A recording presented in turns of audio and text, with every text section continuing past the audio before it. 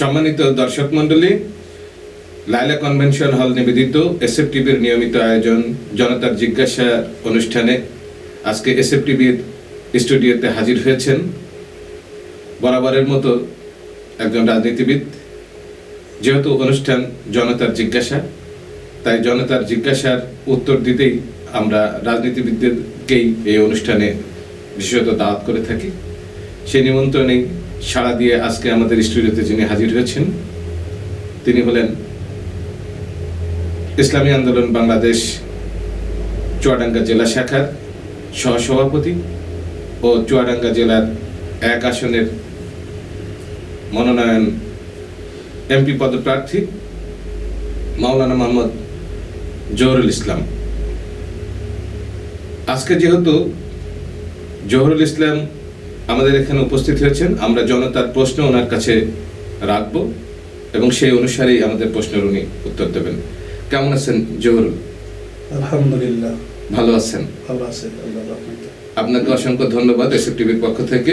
যেহেতু আপনি অনেক ব্যস্ত একজন মানুষ, একটি প্রতিষ্ঠান চালান, সেই ক্ষেত্রে আজকে এই এসএফ টিভির এখানে জনতার জিজ্ঞাসা অনুষ্ঠানে আসছেন, এজন্য আপনাকে আবারও আন্তরিক ধন্যবাদ জানাই। যেহেতু নির্বাচন একেবারেই দ্বার প্রান্তে, ত্রয়োদশ জাতীয় নির্বাচন আগামী 12ই ফেব্রুয়ারি। এই নির্বাচনের দিন যত এগিয়ে আসছে রাজনৈতিক ময়দানে ততই উত্তাপ ছড়িয়ে যাচ্ছে। আমরা দেখতে পেরেছি যে জামাতের সাথে বাংলাদেশ ইসলামী আন্দোলনের একটি জোট হয়েছিল, তো সেখানে সেই জায়গা থেকে এখন আমরা দেখতে পাচ্ছি যে জোটের জায়গা থেকে কিছুটা হলেও সরে আসছে। তো সেই ক্ষেত্রে আসলে জোটের সাথে নির্বাচন করতে গিয়ে আপনারা কতগুলো আসন দাবি করেছেন, যার কারণে এখনো আপনাদের এই আসনের দেন দরবারটা এখনো শেষ হয়নি কেন? আলহামদুলিল্লাহ, ধন্যবাদ আজকের এই আয়োজক এসএফ টিভি চ্যানেলকে আমাকে আজকের এই গুরুত্বপূর্ণ জনতার জিজ্ঞাসা মঞ্চে আলোকপাত করার জন্য সুযোগ প্রদানে। আমি প্রথমেই বলি যে আসন্ন জাতীয় সংসদ নির্বাচন উপলক্ষে বাংলাদেশের প্রতিনিধিত্বশীল সকল রাজনৈতিক সংগঠন যেভাবে সারা দেশব্যাপী আসন ভিত্তিক তাদের প্রার্থীদেরকে নমিনেশন প্রদান করেছে, মাঠে ময়দানে কাজ করার নির্দেশ দিয়েছেন, ইসলামী আন্দোলন বাংলাদেশের পক্ষ থেকে চুয়াডাঙ্গা 1 আসনে আমিও মনোনীত হয়ে আমার নির্বাচনী আসনে শুরু থেকে কাজ করে আসছি। তবে বরাবরের তুলনায় এবারের নির্বাচনে একটু ভিন্নতা দেখা যাচ্ছে। ইসলামী শক্তি এবং সমমনা শক্তিদেরকে নিয়ে ঐক্যবদ্ধ একটা প্ল্যাটফর্মের মাধ্যমে আগামীতে সরকার গঠনের আশায় নির্বাচনের মহড়া চলছে। সেই জায়গায় প্রথমত আমাদের 8 দলীয় সমঝোতা ছিল, আসলে এটা জোট না, আমি একটু আপনাকে কারেকশন করি, আমাদের এটা জোট হচ্ছে না, এটা আসন ভিত্তিক নির্বাচনী একটা সমঝোতা। আচ্ছা, তো প্রথমত 8 দলীয় সমঝোতা ছিল, পরবর্তীতে আরো কিছু দল সংযুক্ত হয়ে এখন 12 দলে পরিণত হয়েছে। এখানে আসলে এই 8 দলীয় সমঝোতার ভিত্তিতে যে ওয়ান বক্স পলিসির যদি আমরা বলি প্রবর্তক বা উদ্যোক্তা বা এর মেকানিজমকারী বা এই কথাটার সৃষ্টিকারী, এটা কিন্তু ইসলামী আন্দোলন বাংলাদেশের মোহতারাম আমির পীর সাহেব সর্বনাই তিনি। সুতরাং এই ওয়ান বক্স পলিসি যেটা হয়েছে সেটা হলো আগামীতে যে কোনো মূল্যে ইসলামকে ক্ষমতা নিয়ে যাওয়ার জন্য ঐক্যবদ্ধ একটা প্রচেষ্টার একটা প্ল্যাটফর্ম। এখানে ইসলামী আন্দোলন জামাতের কাছে বা জোটের ওই সমঝোতাশীল যে সমস্ত সংগঠন আছে তাদের কাছে নির্দিষ্ট সংখ্যক কিছু আসন চাচ্ছে বা চাবে বা চেয়েছে, এমন কোনো কথা এখানে নাই এবং এই কথার কোনো ভিত্তি নাই। আমাদের কেন্দ্র নেতৃবৃন্দ সমঝোতার ভিত্তিতে যেটা ওনারা চাচ্ছেন, ইসলামী আন্দোলন সহ বাংলাদেশ জামাত ইসলামী এবং অন্যান্য দলের সকল নেতৃবৃন্দ তাদের বক্তব্য আপনারা যদি শোনেন, নিশ্চয়ই শুনে থাকবেন, আপনারা জানবেন তিনারা স্পষ্ট বলেছেন যে আমাদের নির্বাচনী আসনগুলোতে যার যেখানে অবস্থান ভালো আমরা সেখানে তাকে প্রার্থী হিসাবে, সমঝোতার প্রার্থী হিসাবে ঘোষণা দেওয়া হবে। সেক্ষেত্রে ইসলামী আন্দোলন বাংলাদেশের কতগুলো আসনের দাবি? এই ক্ষেত্রে সুনির্দিষ্ট করে আমাদের বলা মুশকিল, তবে আপনারা জানেন আমাদের সংগঠনের কেন্দ্রীয় সিনিয়র নায়েব আমির সাহেব উনি একটা মিডিয়ার কাছে একটা মতামত ব্যক্ত করেছেন যে আমাদের সাংগঠনিক এবং সংগঠনের বাহিরে নিরপেক্ষভাবে কিন্তু একটা সারা দেশব্যাপী সংগঠনের জরিপ একটা চালানো হয়েছে। জরিপের ভিত্তিতে সাংগঠনিকভাবে আমাদের 143টা আসন এ গ্রেডের আসন। এটা সাংগঠনিক আসন ভাবে, সাংগঠনিক মজবুতির ভিত্তিতে এই কথাটা বলা হয়েছে। সেই ভিত্তিতে আমরা আশা রাখি, যেহেতু সমঝোতাশীল যতগুলি দল তার ভিতরে বৃহৎ দল ইসলামী দল দুইটা, একটা ইসলামী আন্দোলন বাংলাদেশ আর একটা বাংলাদেশ জামাত ইসলামী। তো সেই ক্ষেত্রে বাংলাদেশ জামাত ইসলামী যেমন বৃহৎ সংগঠন, তাদের যেমন মানসম্মত আসনের, সেটা কি আপনাদের চাইতে দুর্বল নাকি শক্তিশালী ওনারা? আমরা আসলে এখানে সবল দুর্বলের কথা বলবো না, তবে আমরা মনে করি যে আগামী জাতীয় নির্বাচনে ক্ষমতা আসার জন্য উভয় সংগঠনই একে অপরের পরিপূরক। আচ্ছা আচ্ছা। তবে আমরা যেহেতু বৃহৎ একটা সংগঠন, সেই জায়গা থেকে আমরা সম্মানজনক আসন বন্টনের ক্ষেত্রে একটা সম্মানজনক সংখ্যা আমরা আশা করি। যেখানে 143টা আসনকে আপনারা এ গ্রেড হিসেবে উল্লেখ করছেন, সেই ক্ষেত্রে এই 143টা আসনে জয়লাভ করার ক্ষেত্রে যে রাজনৈতিক দলের একটা ক্যাপাসিটির দরকার হয়, যে সক্ষমতা দরকার হয়, সেই সক্ষমতা কি ইসলামী আন্দোলন বাংলাদেশের আছে? আলহামদুলিল্লাহ, আমরা মনে করি আমাদের যে সাংগঠনিক যে ভিত, সাংগঠনিক যে কাঠামো সারা দেশব্যাপী আমাদের আছে। বিশেষ করে 143টা আসনের যে কথাটা বলা হচ্ছে, আমরা যদি সমঝোতার ভিত্তিতে এই আসনগুলিতে আমরা প্রার্থিতা পাই, তো আমাদের যে মাঠ পর্যায়ে যে কর্মী আছে, জনসমর্থন আছে এবং সর্ব সেক্টরে আমাদের যে লোকবল আছে, আমরা আশা করি ইনশাল্লাহ জনগণের ম্যান্ডেট নিয়ে, ভোট নিয়ে আমরা চূড়ান্ত পর্যায়ে বিজয় লাভ করবো ইনশাল্লাহ। আপনি জানেন যে বাংলাদেশে কিন্তু নারী ভোটারের সংখ্যা পুরুষের সমান বা কিছু কিছু জায়গায় নারী ভোটারের সংখ্যা বেশি। সেক্ষেত্রে জামাত ইসলামের কিন্তু একটি শক্তিশালী মহিলা টিম তাদের আছে। সেক্ষেত্রে কি ইসলামী আন্দোলন বাংলাদেশের কি মহিলা কোনো টিম আছে বা কোনো শাখা দল আছে কি? এখন বাস্তব কথা হলো, বাংলাদেশ জামাত ইসলামের মহিলা টিম যেমন প্রকাশ্যভাবে কাজ করছে আমরা সবাই জানি। ইসলামী আন্দোলন বাংলাদেশ, আপনারা দেখবেন গত কয়েকদিন আগে বা আমার দেশ পত্রিকায় একটা সমীকরণ সেখানে প্রকাশ করছে যে প্রার্থীদের, বাংলাদেশ জামাত ইসলামী এবং জাতীয়তাবাদী বিএনপি দল এবং ইসলামী আন্দোলন বাংলাদেশের প্রার্থীদের একটা গুণাগুণ সেখানে বর্ণনা করছে। সম্পদে এগিয়ে, শিক্ষায় এগিয়ে, সেখানে বলছে সম্পদে এগিয়ে বিএনপি প্রার্থী, শিক্ষায় এগিয়ে জামাতের প্রার্থী এবং শিক্ষা ও আমলে এগিয়ে ইসলামী আন্দোলনের প্রার্থী। আচ্ছা। এই জায়গা থেকে আপনাকে একটু বুঝতে হবে যে জামাত ইসলাম তারা তাদের নারীদেরকে যেভাবে প্রকাশ্যে কাজ করাচ্ছে, অনেক তারা এগিয়ে আছে।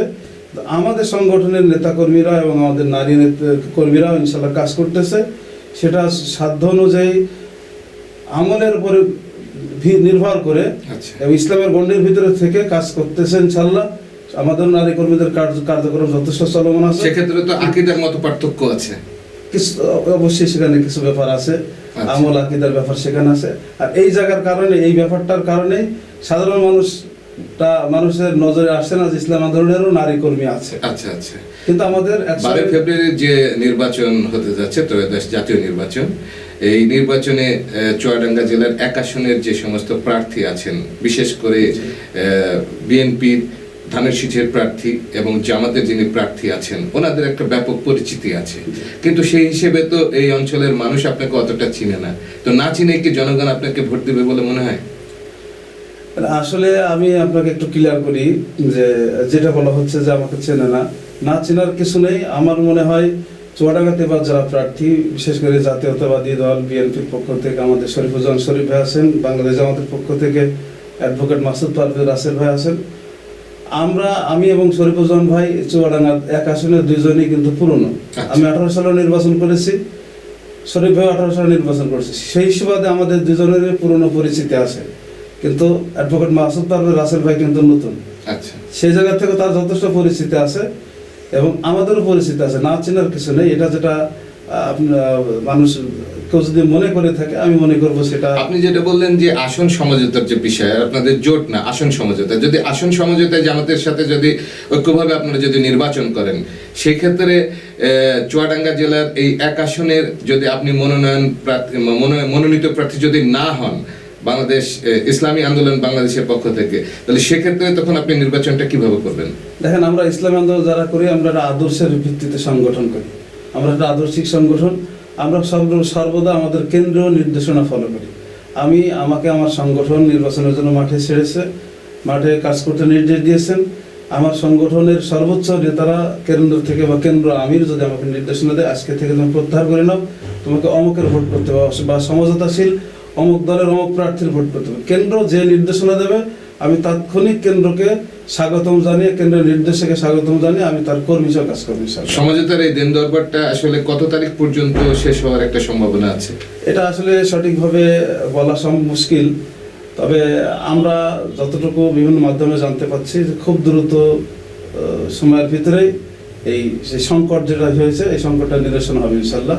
আপনাকে যদি বলা হয় যে মনোনয়ন প্রত্যাহার করে জামাতের পাশে থেকে ভোট করার জন্য, জামাতের সাথে ভোট করার জন্য, তাহলে আপনি আসলে আপনার প্রার্থীতার জন্য যেভাবে আপনি দিনরাত পরিশ্রম করে যাচ্ছেন, এখানে কাজ করে যাচ্ছেন, সেক্ষেত্রে জামাতের প্রার্থীর পিছনে কি একইভাবে কাজ করবেন নাকি কিছুটা হলেও? জি, এখানে দেখেন একটা বিষয় হলো, আমরা যেহেতু সমঝোতা হয়েছে জেতার জন্য, এককভাবে জেতার জন্য, সামগ্রিকভাবে ইসলামকে ক্ষমতা নিয়ে যাওয়ার জন্য, সেই ক্ষেত্রে সমঝোতাশীল জোটের পক্ষ থেকে যাকেই প্রার্থী ঘোষণা করা হবে, সেই জায়গায় আমি মনে করবো শুধু আমি একজন ভোটার না, আমি একজন প্রার্থী, আমাকেই এই বিজয় আমার এই বিজয়, সেইভাবে আমি কাজ করবো ইনশাআল্লাহ। ইতিপূর্বে আমি সাংবাদিকদের সামনে আমার এই মতামত ব্যক্ত করেছি। আসলে যে চরমনের যেনারা আছেন, অর্থাৎ ইসলামী আন্দোলন বাংলাদেশের যেনারা আছেন, এই গোটা বাংলাদেশের মানুষ আসলে এই সমস্ত প্রার্থীদেরকে মানে আপনাদেরকে কেন ভোট দিবে? এদেশের জন্য কি কন্ট্রিবিউশন আছে আপনাদের? এই ক্ষেত্রে আপনাকে একটু বলি, আপনি জানবেন যে গত 24 পরবর্তী 5 আগস্ট পরবর্তী বাংলাদেশে যে নতুন মেরুকরণ শুরু হয়েছে, এই 24-এর 5 আগস্ট পরবর্তী বাংলাদেশে যত রাজনৈতিক দল আছে, প্রত্যেকটা রাজনৈতিক দলের কিন্তু কালিমা লেপন হয়েছে বিভিন্ন তাদের নেতাকর্মীদের, তাদের কর্মকাণ্ডে, বিভিন্ন ক্ষেত্রে চাঁদাবাজি, জনগণের সাথে খারাপ ব্যবহার, বাজে ভিএফ ইত্যাদি বিভিন্ন সাইড দিয়ে জনগণের সাথে তাদের একটা ব্যাড হ্যাবিট, একটা ব্যাড সম্পর্ক তৈরি হয়ে গেছে। কিন্তু ইসলামী আন্দোলন বাংলাদেশ আলহামদুলিল্লাহ এখনো নিট অ্যান্ড ক্লিন আছে। আজ পর্যন্ত কেন্দ্র থেকে নিয়ে ওয়ার্ড পর্যন্ত একজন কোনো কর্মী, নেতা কর্মীর সাথে না আছে কোনো দুর্নীতি বা সন্ত্রাসী, চাঁদাবাজির অভিযোগ। এরা সবসময় জনগণের সাথে ছিল, আছে, এবং ইসলামী আন্দোলন সবসময় মানবতার কল্যাণে কাজ করে।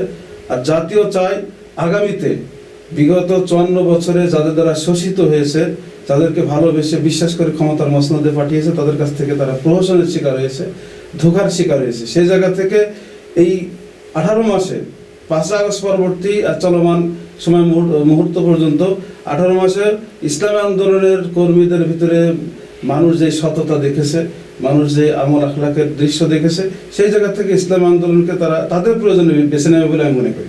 আচ্ছা, চুয়াডাঙ্গা জেলাতে আমরা জানি মাত্র 2টা আসন, এই 2টা আসনেই আপনারা মনোনয়নপত্র দাখিল করেছেন। তো সেক্ষেত্রে চুয়াডাঙ্গা 2 আসন এবং 1 আসনের ভোটের দিক দিয়ে বা ভোট বেশি আসবে বাংলাদেশ ইসলামী আন্দোলনের পক্ষে, কোন আসনকে আপনি এগিয়ে রাখছেন? আমরা আসলে চুয়াডাঙ্গা নির্বাচন আসন 2টা, 1 এবং 2 আসনে আমাদের ভোটের অবস্থান আলহামদুলিল্লাহ ভালো। আমরা যথেষ্ট পরিমাণের ক্যাম্পেইন করেছি, ভোটের মানুষের দ্বারে গিয়েছি এবং আমাদের যথেষ্ট সাড়া আছে।